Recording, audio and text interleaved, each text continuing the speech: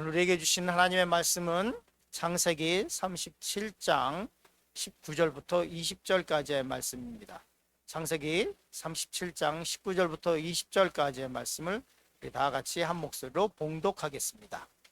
서로 이르되 꿈꾸는 자가 오는도다. 자, 그를 죽여 한 구덩이에 던지고 우리가 말하기를 악한 짐승이 그를 잡아 먹었다 하자.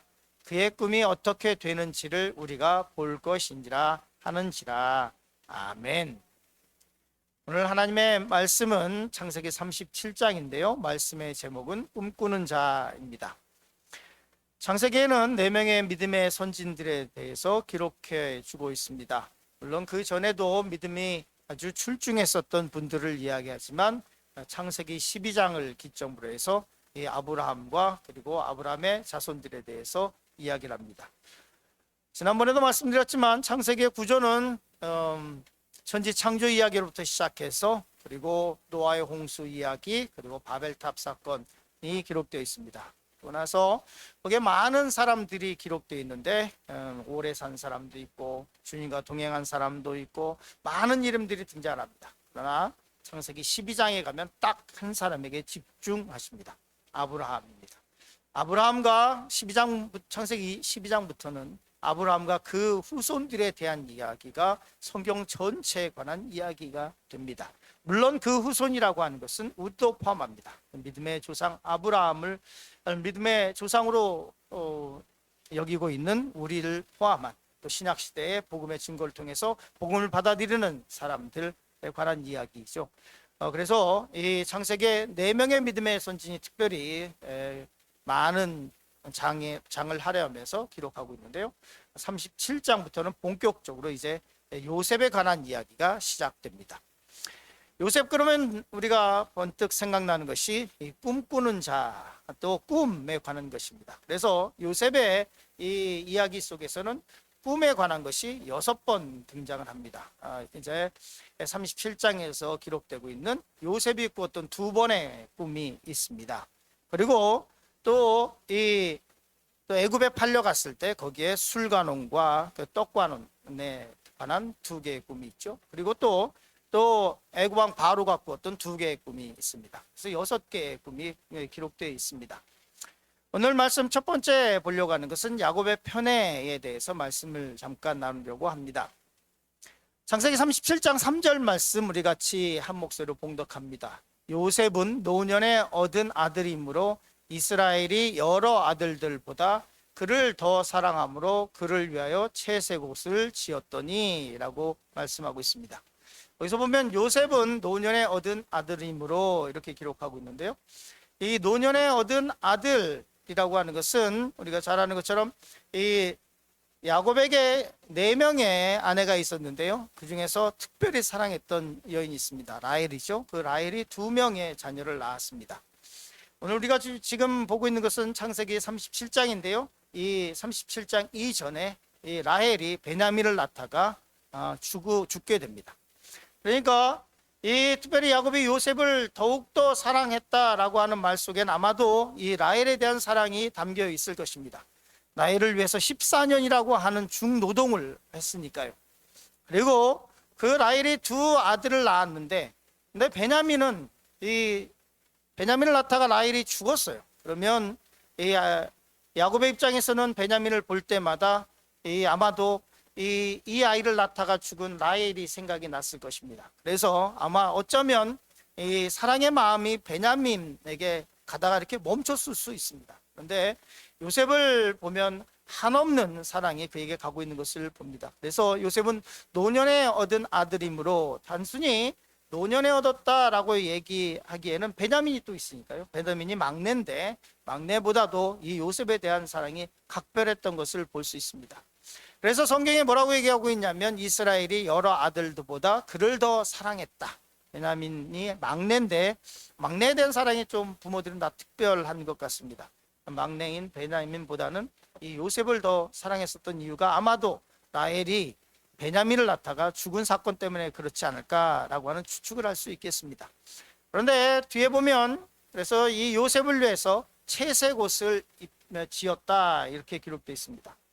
보통 이렇게 설교, 저도 예전에 설교할 때 이 부분을 이 색동옷이라고 설교를 했었던 적이 있습니다. 그런데 채색옷은 성경 원문을 보면 색동옷은 아닙니다. 왜냐하면 성경에 기록하기를 레위기 19장 19절에 보면 이렇게 기록되어 있습니다. 같이 말씀을 읽을까요? 너희는 내 규례를 지킬지어다. 내 가축을 다른 종류와 교미시키지 말며 내 밭에 두 종자를 섞어 뿌리지 말며 두 재료로 직조한 옷을 입지 말며. 하나님께서 이 잡종 교배라든지 아니면 섞어서 하는 것을 하나님께서 굉장히 싫어하셨습니다. 그래서 이렇게 색동옷처럼 여러 개의 컬러를 다 이렇게 뭉쳐서 입는 것은 아마 그 당시 문화나 이런 것에 있어서 없었습니다. 그리고 실제로 이 염색 기술이 그렇게 발달되지 못했기 때문에 저렇게 이 색동옷을 지어서 입힐 수는 없었을 것입니다. 그러면 성경 본문에서 얘기하는 채색옷이라고 하는 것은 무엇이냐? 이것은 뭐냐면 성경 원본에 보면 긴 이렇게 팔까지 내려오는 긴 가운으로 표현이 되어 있습니다. 그렇기 때문에 영어 성경에서도 뭐라고 얘기하고 있냐면 richly ornamented robe라고 되어 있죠. 즉 다시 말해서 술을 잘 놓은 그런 옷이라는 뜻입니다. 즉 다시 말해서 어떤 옷이라고 하냐면 이 색동옷, 이런 색의 색동옷이 아니라 이 요셉에게는 이 긴 가운과 같은 이 옷은 뭐냐면 제사장급들이 입었던 옷들. 그러니까 이 야곱이 요셉의 12형제들 가운데 어떻게 입었냐면 리더처럼, 마다들처럼, 아니면 그 종교의 제사장들급처럼 이렇게 특별한 옷을 지어서 입혔다라는 것입니다. 이 야곱이 요셉에 대한 이 편애가 이제 이 가정의 문제가 되기 시작을 합니다. 성경 창세기 37장 2절 보면 이렇게 기록하고 있습니다. 야곱의 조건은 이러하니라. 요셉이 17세의 소년이므로, 이 이야기의 시작이 17살일 때였다는 것을, 요셉이 17세였다는 것을 분명히 밝히고 있습니다. 이 요셉이 바로 왕 앞에 섰을 때 30세였으니까요. 한 13년 정도의 애굽 생활을 했었던 것을 알 수 있습니다. 그 형들과 함께 양을 때 그의 아버지의 아내들 비라와 실바의 아들들과 더불어 함께 있었더니 라헬이 죽고 이 요셉이 누구하고 지냈냐면 이 레아의 가족들하고는 지내지 못하고 비라와 실바의 가족들과 그 아들들과 같이 지냈다, 이렇게 기록하고 있습니다. 그런데 문제는 요셉이 자기가 편애를 받고 있다는 것을 누구나 다 알고 있는데, 그래서 형제들이 다 싫어하는데 요셉이 어떻게 했냐면 그가 그들의 잘못을 아버지에게 말하더라. 그러니까 형들이 잘못한 걸 가서 쪼르르 가가지고 야곱에게 다 고자질을 하는 거예요. 그러니 가뜩이나 미운데, 가뜩이나 편애 때문에 미운데 더 미웠겠죠. 형들의 잘못을 가서 쪼르르 얘기하니까 이 형들 보기엔 눈에 가시처럼 저 한 잔 줘받고 싶은 그런 상태였습니다. 그 말을 성경에서는 창세기 37장 4절에서는 이렇게 말씀하고 있습니다. 그의 형들이 아버지가 형들보다 그를 더 사랑함을 보고 그를 미워했다, 굉장히 미워했다라고 기록하고 있는데, 그에게 뒷말이 그에게 편안하게 말할 수 없었더라. 그 뒷말의 영어 이 원본 보면 샬롬이라는 말인데요. 즉 다시 말해서 평안의 말, 샬롬, 평안이. 그하고 대화할 때 이 형제들이 이 요셉하고 얘기할 때 평안의 말, 아주 따뜻한 말, 이런 말을 하기에 너무너무 싫었다는 거예요. 그러니까 가족 가운데에서 그냥 샬롬, 평안하냐 이렇게 대화라는 것이 안 됐고 아주 날이 서 있는, 아주 가시가 돋친 말들을 하고 있었다는 이야기입니다. 이 말씀을 보면서 우리는 가족 가운데 부모의 편애가 가족을 망치고 형제의 우애를 망친다는 것을 분명히 알아야 됩니다. 야곱의 이 자녀들의 가운데 이런 문제가 있었습니다. 믿음의 가정 또한 이런 문제가 있을 수 있습니다. 두 번째, 꿈이 이끌게 하라는 말씀을 잠시 나누려고 합니다. 창세기 37장 7절 그리고 37장 9절에 보면 요셉의 두 꿈에 대해서 나옵니다. 37장 7절은 우리가 밭에서 곡식단을 묶더니 내 단은 일어서고 당신들의 단은 내 단을 둘러서서 절하더이다. 하루는 꿈을 꿨는데 단들이 이 이삭 단들이 이 자기의 단에게 절을 하는 것을, 형들의 단들이 이 절하는 것을 요셉이 꿈을 꾸게 됩니다. 두 번째 꿈은 요셉이 다시 꿈을 꾸고 그의 형들에게 말하여 이르되 내가 또 꿈을 꾼즉 해와 달과 11별이 내게 절하도이다 합니다. 해와 달과 11별이 자기에게 절하는 것을 꾸게 됩니다. 이것을 꿈을 꿨으면 그냥 간직하고 있으면 좋겠는데 그걸 쪼르륵 가가지고 형들에게 얘기하고 쪼르륵 가가지고 아버지에게 얘기하고 이러고 있었습니다. 그러니 미웠는데 얼마나 더 미웠는지 모릅니다. 그런데 이 요셉과 다른 형제들, 요셉과 11 다른 형제들과의 차이에서 보면 요셉이 출중하게 무슨 인격적으로 훌륭했냐? 그렇지 않습니다. 제가 보니까 아주 욕먹을 짓을 했습니다. 그런데 이 요셉과 다른 형제들의 차이는 요셉은 꿈을 소유했다는 것입니다. 요셉에게만 하나님이 꿈을 주셨다라고 생각할 수도 있겠습니다만은 어쩌면 다른 형제들에게도 하나님께서는 꿈을 주셨을 수 있습니다. 그러나 다른 형제들은 그 꿈에 대한 소중함 아니면 그 꿈을 꾸고도 그것을 그냥 소홀하게 생각할 수 있습니다. 분명한 것은 이 12형제들 가운데 요셉과 다른 11형제들의 차이는 단 한 가지입니다. 인격이 훌륭했던 것도 아닙니다. 단 한 가지, 요셉은 이 꿈을 소유했다고 하는 것입니다.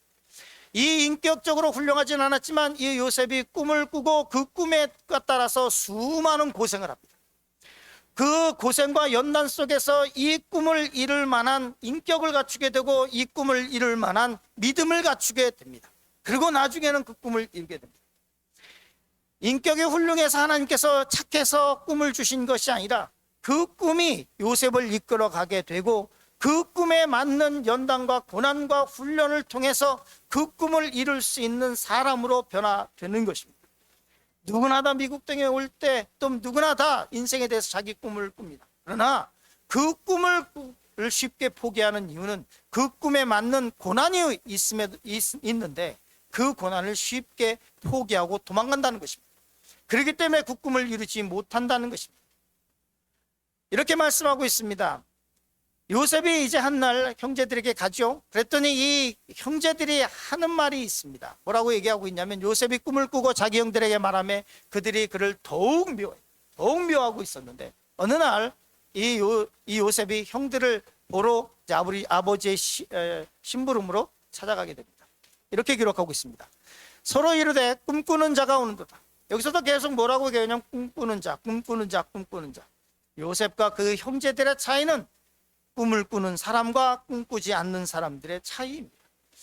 이 형제들이 뭐라고 얘기하냐면 서로 이르되 꿈꾸는 자가 오는도다. 자 그를 죽여 한 구덩이에 던지고 우리가 말하기를 악한 짐승이 그를 잡아먹었다 하자.